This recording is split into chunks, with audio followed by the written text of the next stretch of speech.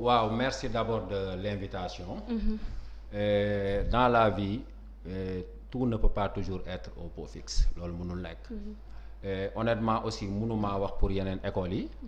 Mais en tout cas man suma école Seydina Issa Rouhou Lahi def nañ tey suñu AG de rentrée. La majeure partie des collègues et des travailleurs étaient là. Ma ci profito di saluer les collègues.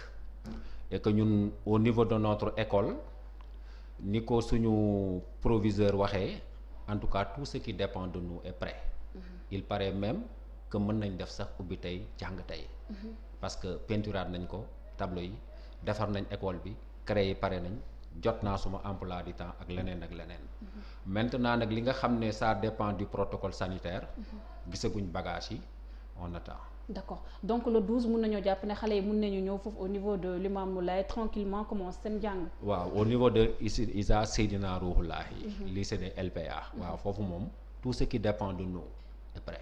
D'accord mais dafa mel ni nekkul même tempo moo am foofule si lycée Dior foofule si école Dior dafa mel ni ñoom ak direction bi ak parents d'élèves yi ñoom dañoo am problème parce que ñoom waaye direction bi ñu ngi sàkku si parents yi ngir ñu mën a fay actualité ñu mën a fay scolarité avril ak juin qu'est-ce qui justifie ça. waaw Dior école privée la. waaw xam nga école privée yi. dafa bëri ay problème c'est pas facile parce que il faut ñu def ay études de cas. bëri na ay problème parce que aussi man li ci sama xalaat. parce que man samay doom école privée la ñuy jàngalee. mais je n'ai rien payé. parce que contrat bi moo nekkoon. nga jàngal sama doom. voilà. sama doom jàngul nga bëgguma fay du mun a nekk. encore que xam nga aussi école privée yi ci bëri dañuy fay enseignants yi par émargement. da ngay ñëw. jàng ñu fay la heure 3000 2000 1500 ça dépend instant Covid enseignants yi fayuñu leen xaw ma ndax ñu ngi fay personnel bi mais je crois que bëgg a imposer ne parent bi dafay fay te doomam jàngul source de conflit lay doon. donc mun nañu wax ne foofu benn escroquerie déguisée am na fa aussi professeur. waaw mënuma wax ne escroquerie la parce que je n'ai pas les tenants et les aboutissants xam nga wax bu fekkee xamoo li ko lal yëpp mais en tout cas en toute logique xale bi nga xam ne nii. toog na jàngiwut joxaloo ko service bi nga bëgg en retour mu fay. C'est comme si tu demandais un droit alors que tu n'as pas fait un devoir. Certes ñoom ñu ngi ci dans le privé mais tey est-ce que jotul état bu Sénégal via le ministre de l'enseignement élémentaire mu wax par rapport ak manquement yi nga xam ne wala sax abus de pouvoir yi nga xam ne ñu ngi koy seetlu dans le privé. waaw c'est son rôle parce que le ministre d'abord lu mu waroon a def mooy.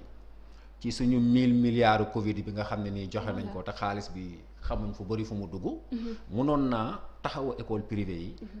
vraiment ci benn façon boo xam ne bu ñu paree du ñu soxla di laaj parents yi d'élèves parce que le rôle de l'État dans un pays c'est le rôle de la raison dans un homme c'est de régler des problèmes.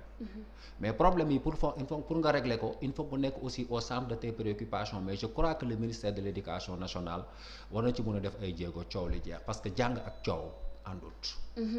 ñu jógee un tout petit peu ci wàllum jàng beeg jàngale bi ñëw un tout petit peu ci wàllum politique mu nekk actualité phare bi nga xam ne mën nañoo wax ne ay bés bi yëpp moo ko yëngal par rapport ak remaniement bi nga xam ne le président de la République Macky Sall def na ko dimanche bi passé mu am ay entrées ak it ay sorties yow ban lecture ngay def ci remaniement bi nga xam ne président de la République def na ko. waaw xam nga man lecture bi ma ciy def wax naa ko waxati ko. man dama gis ni. À quelques exceptions près peut-être. ci Senghor jaar ci Abdou Diouf Abdoulaye Wade ba ci Macky Sall remaniement yëpp yaafus ak yaacaaral la. ah bon oui. xam nga lu tax ma wax yaafus ak yaacaaral mooy ce sont des remaniements yi nga xam ne seen objectif. nekkul woon li taxoon ñu tegoon leen fi pour servir le peuple seen objectif yëpp c'est pour se partager un gâteau c'est pour faire des calculs politiques. parce que Sénégal. dafa am loo xam ne dafi xew bind naa ko ci livre boobu à la page 112 dama wax ni ma xool dafa am benn équation boo xam ne nii moom moo gouverner Sénégal ma koy wooyee AC égale PP AC égale PP ça veut dire l'argent du contribuable est égal à ma poche ou à mon parti.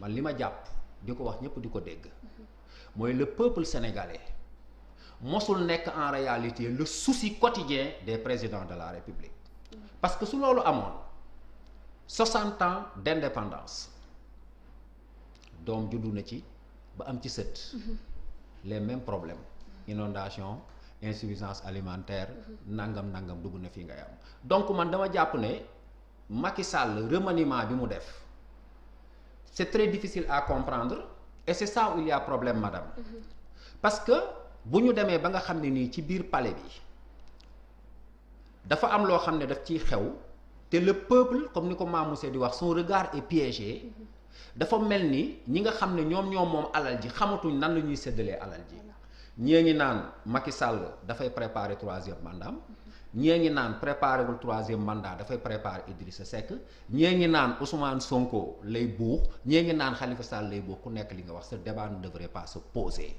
boo demee dans des pays républicains dans des pays qui sont sérieux quand un président de la République pose un acte le peuple il sait de science certaine lii ñu def lan la ak lan moo tax ñu def ko mais fi ne kenn xamul lan moo tax Macky Sall def ko man li ma jàpp mooy dañuy séddoo rek xam nga lu tax ma ne dañuy séddoo parce que non seulement AC égale PP mais gis nga loolu dafa doon mentalité Sénégal dañu toll foo xam ne nii dañ ko dugal ci suñ bopp yi mu nekk aliénation li Karl Marx di wax aliénation xam nga aliénation moo ñu def dara sa bopp ba nga xam ne ka nga xam ne daf lay gaañ sax da nga koy mujj di ko tàccu jàppee ni moom sa waay la ba nga xam ne nii li nga xam ne moo lay delloo gannaaw da ngay jàpp ne loolu moo lay delloo kanam aujourd'hui les Sénégalais nous pensons que un ministre il doit être riche nous pensons que un PDG doit être riche nous pensons que un président de la République doit être milliardaire pourquoi est-ce que le poste de ministre nga xam ne ñu bëri dañoo jàpp fii au niveau du Sénégal c'est un poste politique est-ce que nekk loolu mooy poser problème par rapport ak orientation politique de l'État yi aussi non mais absolument parce que méritocratie amu ci ñan la ñuy fal ministre ñan la ñuy fal al DG ñan la ñuy fal ay PCA non seulement seetatuñ la dimension académique maanaam diplôme yi compétence bi jàng ba mais seetatuñ sax la dimension éthique ay affaire yu yaa ma neex la ni ma koy waxee toujours muy remaniement Macky Sall ak remaniement yeneen yi cas Idrissa Seck ak ay yeneen xam nga man nu ma ko gisee mooy